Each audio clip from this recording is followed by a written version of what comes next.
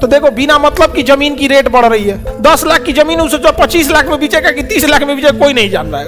अपनी कुल कमाई का, जिंदगी का 60-70% हिस्सा जमीन खरीद के उस पे घर बनाने में झोंक दिया। सोचिए अगर वो जमीन ना लेके किराए पे रहता, सरकार को टैक्स देता जीएसटी के रूप में, इनकम टैक्स के रूप में। ये पूछ रहे हैं सर आपका घर बनाने में कितना पैसा।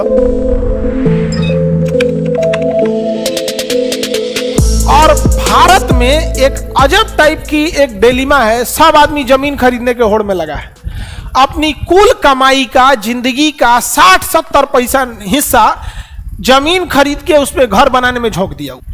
क्योंकि भारत में किराए पे रहने वाले लोग को लोग हीन समझते हैं, नहीं किराए पे रहते हैं। ये मेंटेलिटी खत्म हो जाए। अगर किसी को जमीन खरीदने की होड़ ना लगे तो देखो बिना मतलब की जमीन की रेट बढ़ रही है।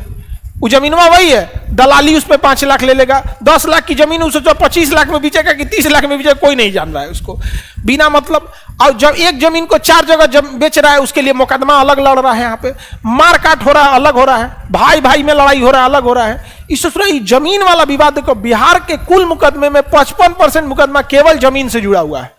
यानी जज लोग 55% किस चीज में फंसे हुए हैं, जमीन। सरकार को इस पे करना चाहिए। अगर सपोज कीजिए कोई व्यक्ति 20 लाख का जमीन खरीदा और 20 लाख का घर बनाया, उसका कुछ कितना लग गया, 40 लाख।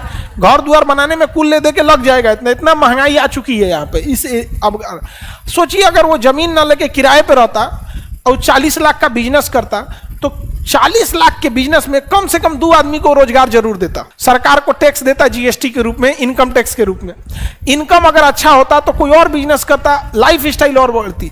लेकिन मोच की लड़ाई, हमारा जमीन बड़का यहाँ पे दुआरा रहेगा, हमारा अपना बड़का दुआरा, हवेली बनतो। आप बताओ मित्रों, इस पे कुछ होना चाहिए कि नहीं होना चाहिए। ये पूछ रहे हैं सर आपका घर बनाने में कितना पैसा लगा है। हम ये रहते हैं बउआ, हम घर बहुत रेयर जाते हैं, बहुत रेयर। वहाँ भी एकदम कम जाते हैं हम, और बहुत कम लोगों से आदमी मिलता भी है।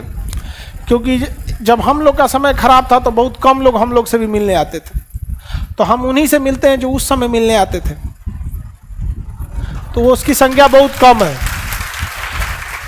उसकी संख्या एकदम कम है, बहुत कम, गिनती पे आ जाएंगे लोग। नहीं समझे? आप लोग भी याद रखिएगा ये सब चीजों को। आप माफ कर दीजिएगा अलग बात है, लेकिन भूलिएगा नहीं।